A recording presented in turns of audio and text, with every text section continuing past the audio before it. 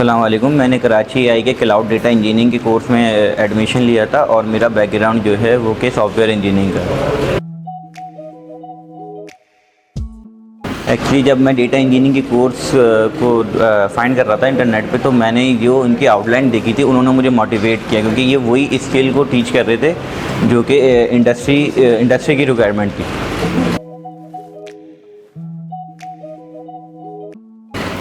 जी, मेरा learning experience जो रहा ना वो बहुत अच्छा रहा, क्योंकि इन्होंने जो भी स्किल सिखाई उसके बाद उनका एक प्रोजेक्ट रियल वर्ल्ड प्रोजेक्ट को कराया, और टीचिंग स्टाफ के साथ बहुत अच्छा एक्सपीरियंस रहा, क्योंकि जो भी टीचिंग स्टाफ आई और जो भी टीचर्स हमारे आए वो सारे इंडस्ट्री एक्सपर्ट थे। और जहाँ तक ये सवाल है कि इन्होंने कितना हेल्प किया, तो इन्होंने बहुत हेल्प आउट किया। इवन के लेट नाइट भी अगर इनको कोई मैसेज किया जाए कि सर हम लोग यहाँ पे थोड़ा सा फंस गए हैं, आप ये इशू सॉल्व कर दें, तो ये यहाँ के लिए भी हमारे लिए कोई सर अलाइन कर देते थे।